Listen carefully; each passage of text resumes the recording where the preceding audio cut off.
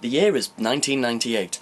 It has been over 12 months since the Teletubbies first hit UK screens, and over that period of time it has swept the nation.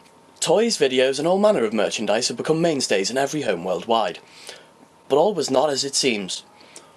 Drug use, souring relationships between the actors, and poor management were just a few of the reasons why, over the hills and far away, things weren't as they seem. It's 14 years later, and Poe is the only remaining survivor of the original Teletubbies cast. She lets us into her home, if you can call it that, to tell us her events of what happened.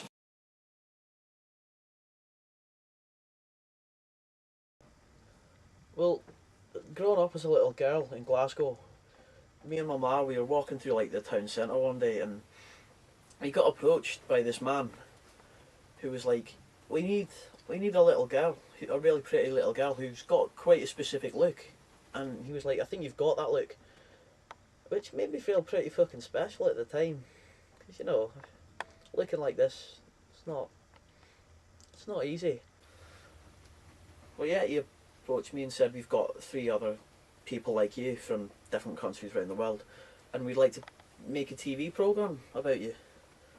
And my ma, she was quite reticent because she thought, you know, in case they were taking the piss. But we went for it, and well, the rest is history, isn't it? So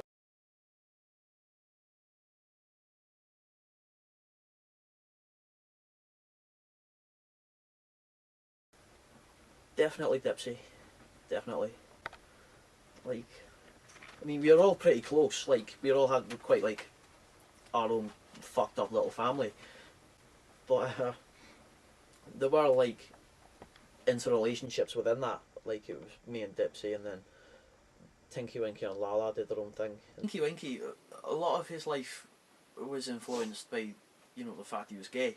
I mean, he didn't specifically tell anyone, but we all knew he was a birthday, so it was just so obvious. I mean, that, like, the day we fully realised it was that day he brought in his red handbag, and he wanted to use that as his little prop on the TV show. So it was sort of like an unspoken agreement that he was gay, and we were just never to mention it. But I think afterwards he moved to Liverpool and got a job in, I think it was Garland's. And I'm not sure if this is true, but I heard a couple of years back that he was actually stabbed. Well, I wouldn't say stabbed, more than impaled by one of the trannies on their stilts. So that's a shame.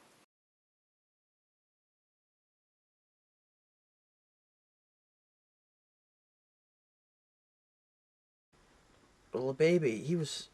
The truth is about the baby is that he was actually a 48-year-old man who had a severe chromosome deficiency. So he just looked like a baby.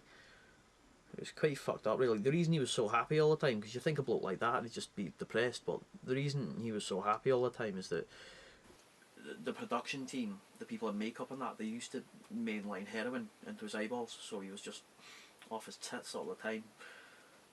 So I don't know what happened to him afterwards.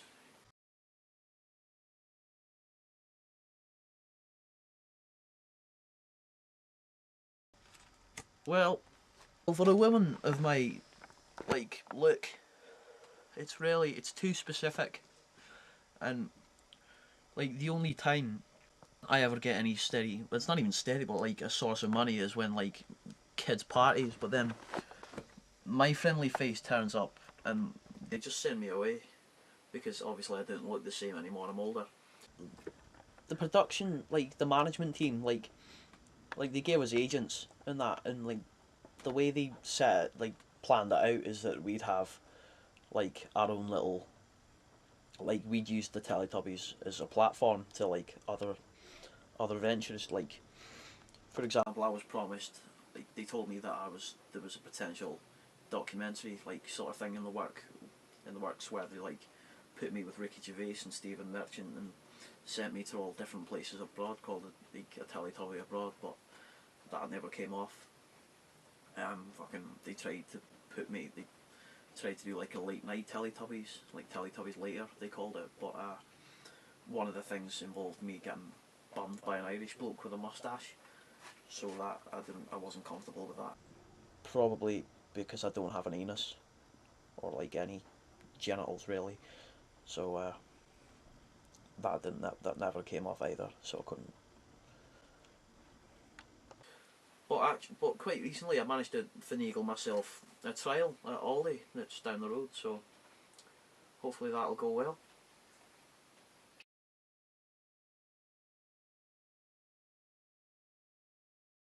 Definitely, definitely.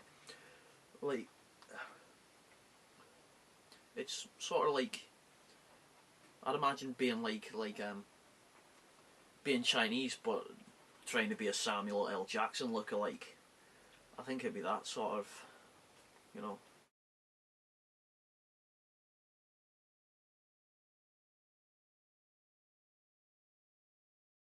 People keep saying that this song is sexist because I want women to show all the breasts. Right. I think I've lost my calling in life really. Should well be a path.